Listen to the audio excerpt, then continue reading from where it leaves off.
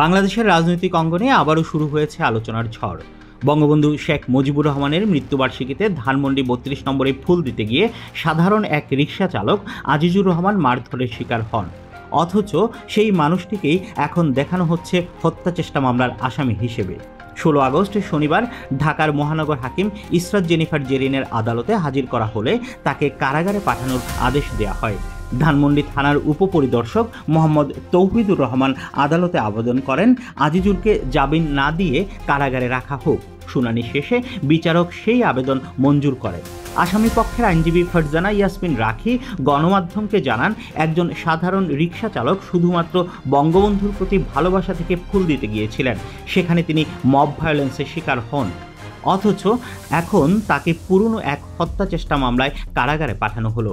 ধানমন্ডিতে মারধরের ঠিক আগে আজিজুর নিজেই বলেছিলেন, আমি কোনো দল করি না, আওয়ামী লীগ বা শেখ হাসিনাকে ফেরাতে আসিনি, আমি শুধু বঙ্গবন্ধুকে ভালোবাসি, আমার হালাল টাকা দিয়ে কেনা ফুল নিয়ে এসেছিলাম। কিন্তু আশ্চর্যের বিষয়, তার বিরুদ্ধেই দেখানো হয়েছে ২০২৪ সালের ৪ আগস্টের সায়েন্স ল্যাব এলাকায় সংঘটিত একটি হত্যাচেষ্টা মামলায় গ্রেফতার।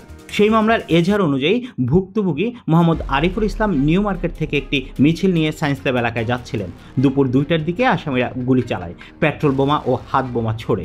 এতে গুরুতর আহত হন আরিফুল ইসলাম। প্রায় ২ মাস ঢাকা মেডিকেলে চিকিৎসার পর তিনি সুস্থ হন। এরপর চলতি বছরের ২ এপ্রিল ধানমন্ডি থানায় মামলাটি দায়ের করেন তিনি। এই মামলাতেই এখন সাধারণ রিকশা চালক আজিজুরকে জড়ানো হয়েছে, যার হাতে ছিল শুধু একটি ফুল। অথচ মামলার কাগজে লেখা হচ্ছে গুলি ও বোমার গল্প। প্রশ্ন উঠেছে, এটা কি নিছক আইনি প্রক্রিয়া, নাকি একজন সাধারণ নাগরিককে রাজনৈতিক বলির পাঠা বানানো হচ্ছে? বঙ্গবন্ধুর প্রতি ভালোবাসা দেখাতে আসা একজন শ্রমজীবী মানুষ কেন হঠাৎ করেই হয়ে গেলেন হত্যাচেষ্টা মামলার আসামি?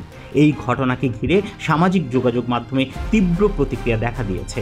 অনেকে বলছেন, আজিজুরের কণ্ঠে বঙ্গবন্ধুর প্রতি সত্যিকারের ভালোবাসা ধরা পড়েছে, অথচ সেই কণ্ঠকেই এখন চাপা দিতে চাওয়া হচ্ছে আইনের নামে। বাংলাদেশের রাজনীতি বারবার সাধারণ মানুষের কান্নাকে রাজপথে ছুঁড়ে ফেলেছে। আজিজুর রহমান হয়তো তারই নতুন এক প্রতীক হয়ে দাঁড়াচ্ছে।